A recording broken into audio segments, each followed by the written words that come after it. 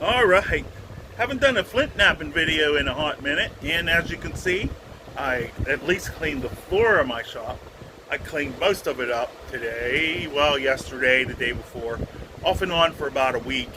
I did a short where I put this Texas amoeba balls, flakes. I'm making arrowheads for hunting season, and I need to make a bunch of blanks about this size and then finish them out. So I thought I would make one here. I should have spalled. I got more of this rock coming. I'm going to do a spalling out video, but you know, this gives me plenty of room, and this is the end that you know, has the bulb of percussion on it, so it's generally not that great.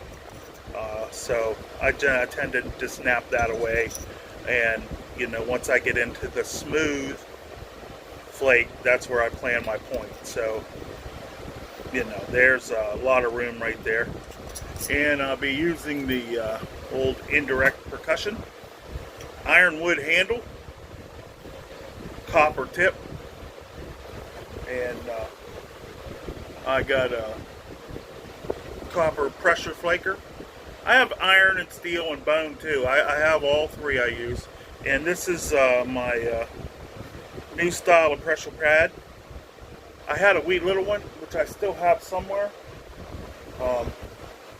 But I don't use it much anymore. And as you can see, my channels come in at an angle, so that when I'm doing small work, I can use the small side, and you know, bigger flakes on the bigger side, for lack of a better word.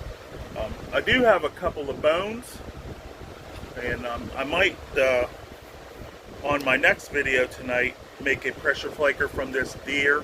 This is white-tailed deer on a bone. I'm going to see, this is my first piece out of the cooker, so I'm going to see how I did. I didn't use my computer controller or anything, and I figured they were thin flakes, so I just put it in there and turned it on what I thought would be around 400.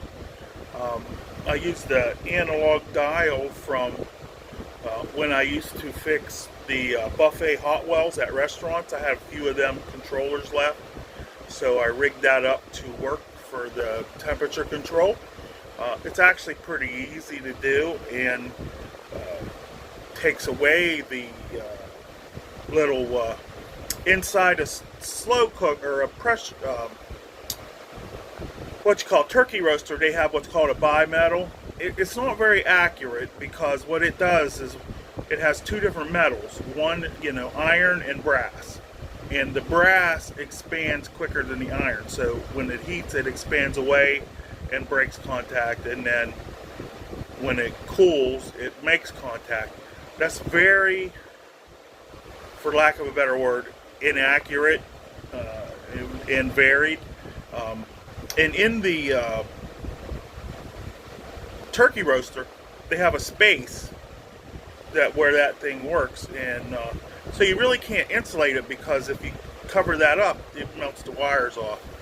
On my slow cooker, you know, I take the control out, I wire all the elements together, and I bring the two high temp wires out, hook them up to my controller, and then I can just plug it in and set it.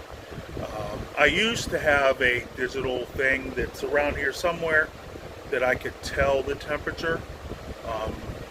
When I do this next batch, I got 30 pounds or so, a large flat rate coming from Andy Bennett, which is where this stuff's from. I like it. It works raw. These are raw, but I think when you cook the chert, it's a little bit sharper. So that's why I'm going to cook this, and I want to see. I'm going to show you the indirect. It's going to be hard to do the pressure, because I'll have to lean. Maybe I can.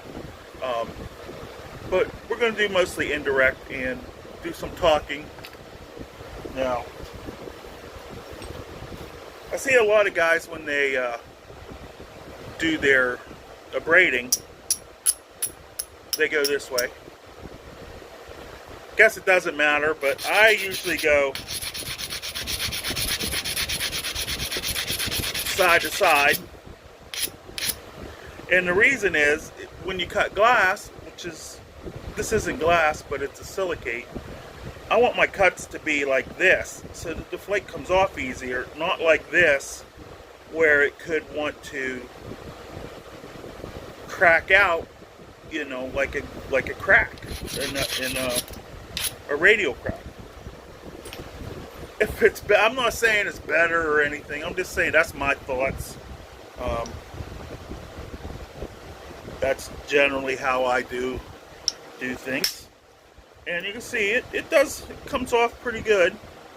Yeah, nice little doodad. I got a flake bucket over there, and there's my flake scar. Now I put my finger under there, and if I want the flake to go longer, I know some people say it doesn't make a difference. I don't know if it does or not, but I pull on that flake, and it might not go longer, but it might keep my my flake from step fracture. You see, I don't get a step fracture. Oh, it's going to rain like heck here in a few, guys and gals.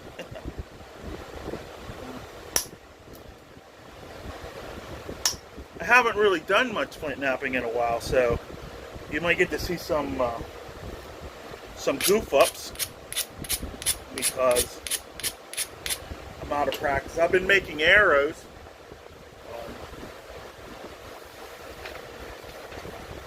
Here's one of my arrows I made. It's bamboo. Shave it down to the desired spine weight. Glue the feathers on. When you glue feathers on, soak them in water so they expand, and then when they're done, they shrink and they go right up against the shaft. You don't have to put glue in there. I'm making a lot of arrows because I plan on doing a lot of hunting this year. I'm officially retired, and you know, I'll still be working part time because I like the work. Now, I make small points. I think I've covered this in the past. You know, hunting. This is like, honestly, I could snap it in half and get two. Because this is Madison, and that's what I like. It's like 50 grains, if that, 45. And I also sell these. I take a modern Target bit, and I grind a slot with the angle grinder, and then epoxy that in for guys who want to use like aluminum arrows with a stone point, so they don't have to do all the, you know, the looking around and finding plants that are suitable. Now, my plan here is to make this so that it is pointed on both ends and then snap it in the middle. If that works or not, you know, we'll see what happens. I have a kind of a fine abrader. Now, when I want to knock stuff off, I do go this way. But when I want to, you know, take the flake, I go with it. And I do have another coarse abrader if I need it. I usually don't use it though, but that's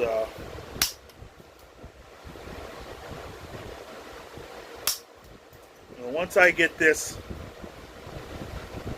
spalling end off, ball of percussion, whatever you want to call it, it'll be pretty simple after that. Like I said, I didn't check the temperatures. I'm assuming this is around 400, just because that's generally what the hot wall controller goes at.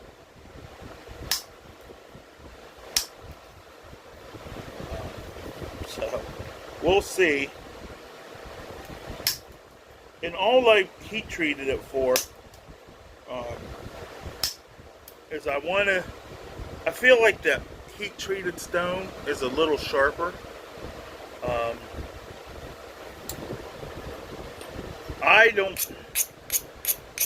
like the ones that are for my arrows up there are not heat treated because I like to hunt with the raw.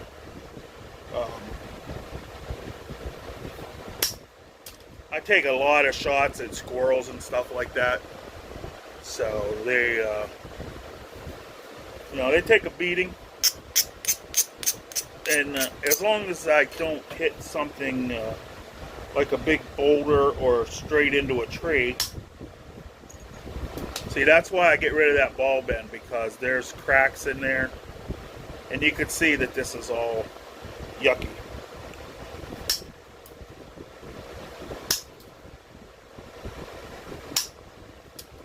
See that?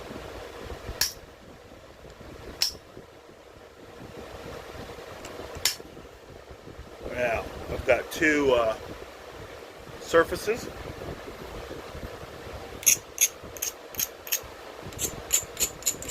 Just to braid them a little bit. I've got my finger, I'm going to lay it right like that and hopefully run this a little bit.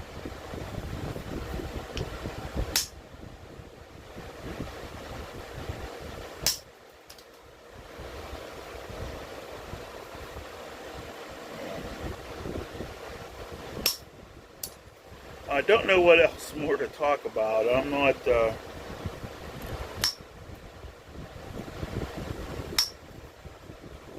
that informed on things. Let's see. See, I'm almost straight now, so we got a pretty good shot at getting we get at least one out of here. But this cortex is a little in the way. Try and get rid of that now. Sometimes I make the cortex end the base, and so I can leave some of it on there, like for necklace points and stuff like that, jewelry, because the color contrast will create more interest in it. Now I do want to remove some here, so I use this coarse abrader.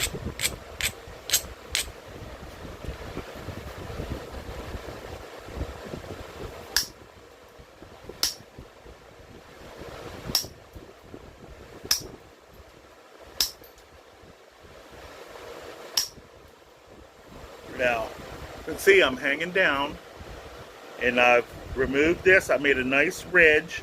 What I'm going to do is hit here and try and take this ridge off so I don't lose any length. I just lose that ridge part. First I'm going to dull it. Give it some bite.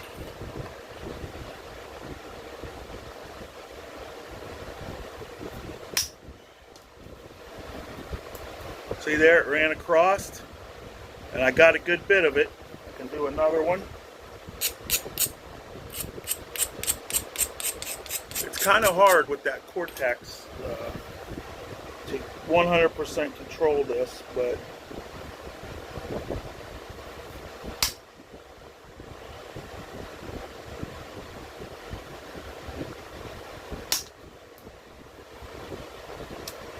okay, and then let's take a little.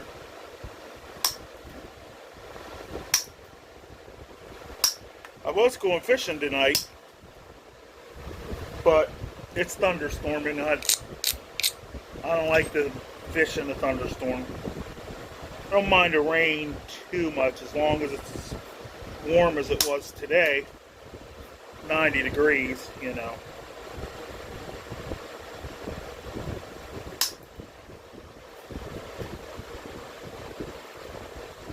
Now I think I'm going to go to the flintknapping, and I'm going to have a lot of hunting points and arrow blanks. I'm not going to do all the spine in them and all that because that makes them cost too much. You know, I don't want to sell an arrow for, you know, $35 a piece to guys that are hunting. You know, I do sell the decorative ones go for even more than that. They go for like 90. But, you know, they're painted with more intent, and I put a pretty colorful flint flake arrowhead on there. Okay, almost all my bad stuff is gone. Now, let's see if we can take off some cortex.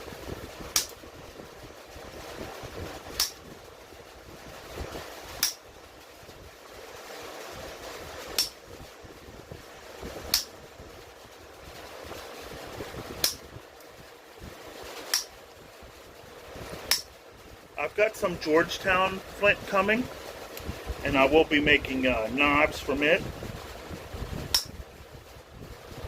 And I've got a good bit of obsidian still,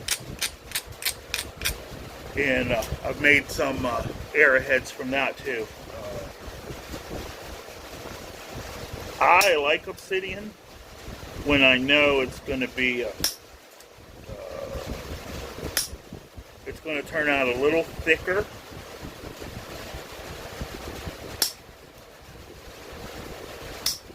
And I'm just going to use it if I get a shot at like a white-tailed deer or or a bear. I'm going to bear hunt this year. You're going to get to see me bear hunt. There are bears in my neighborhood and possibly on my property. So I am going to bear hunt.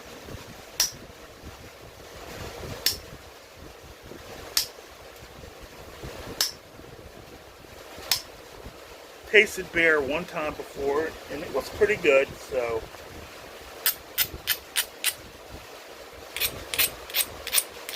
we're gonna see how that is. Hopefully, you know.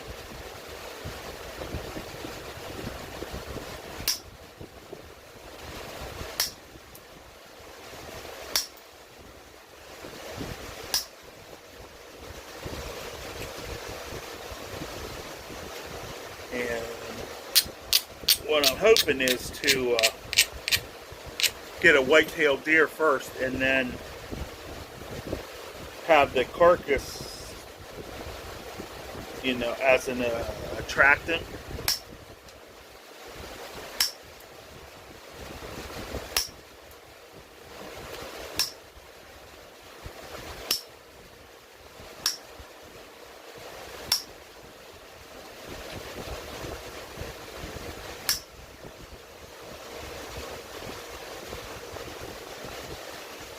Cleaned up pretty good. Now, let's see our width. I only go for 1 inch wide, so I have my little plastic calipers, and I've got a lot of room. Now, how I do it, see, I've got this ridge. The side that's thicker is the side that I take down to get my inch. So I have more room to drive that ridge on. I'll show you right here.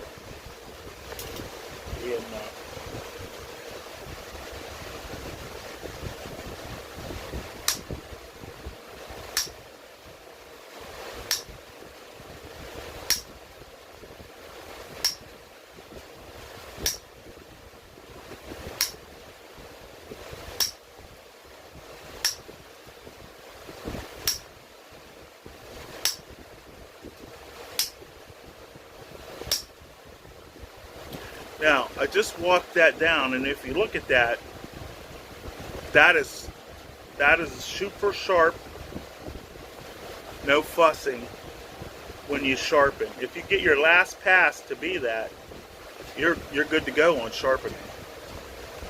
But I'm going to do a couple more because I got room. I want to get this at one time. I don't want to mess with it because I'll get steps.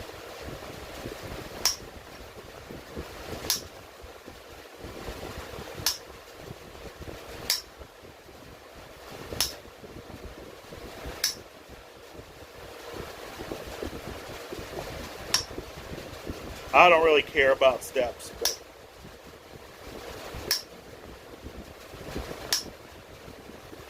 some people do.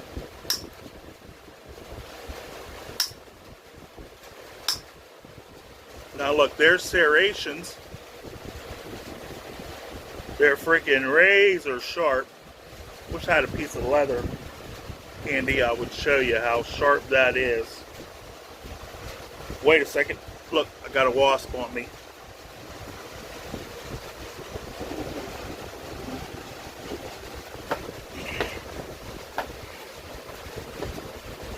Say when you get a wasp on you, don't panic. There he is, dead on the floor. He didn't even try to sting me. Maybe he got hit by lightning. I'm going to do, let me see. I want to have a little bit of room left. Oh, I got plenty of space. So I'm going to do one more pass.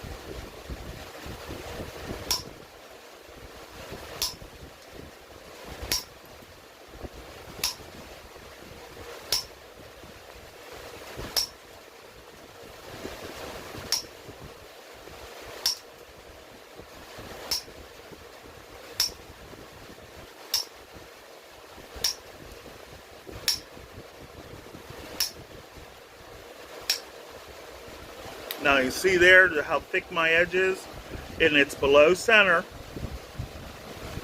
It's below the center, and it's freaking sharp. So now it'll be easy to take this ridge from the main flake off. So we'll knock them serrations off. See there?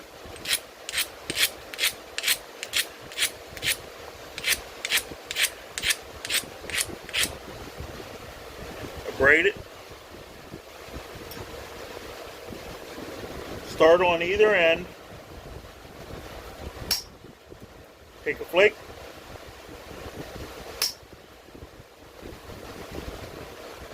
We'll start on this end again.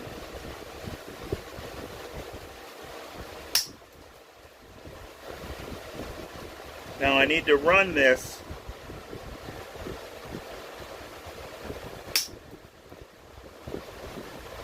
Maybe heat treating this wasn't such a good idea. There we go.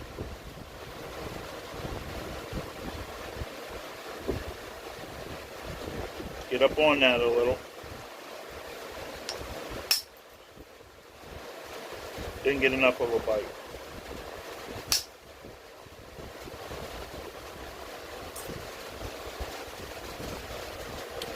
See there? That hump ridge is almost gone.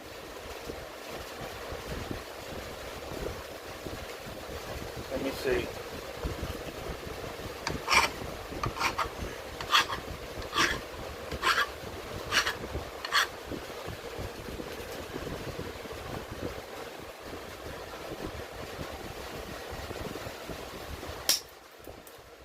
Oh yeah. That's the main thing. If your tool quit's working, don't file it on every shot. But if your tool quit's working how you expect, then it probably needs file to sharpen.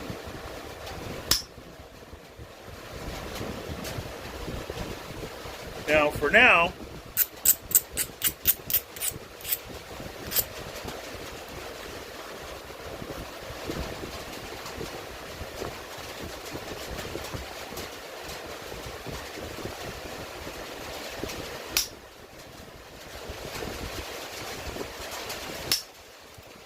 going to do a few cleanups.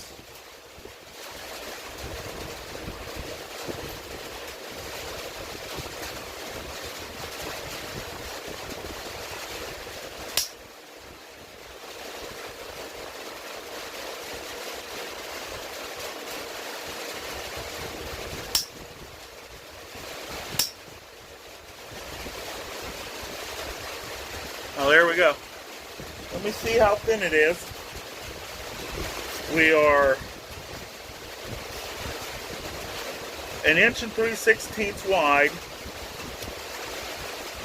3/16 thick. And it's only one little ridge spot that's that thick, which is good. So let's do millimeters like Jack Crafty says. It's always easier to figure out how thick you are. We'll say 5, 4.5. So 5 millimeters thick, 31 millimeters wide. So we're at 6:1, which is my ideal ratio. And with that, I'm going to call it the video because I don't want to do the pressure flaking on camera. It gets in the way, you won't see it very good. Or maybe I'll do a part 2, move the camera higher and into me and video it. So for now, thin flake to arrowhead blank.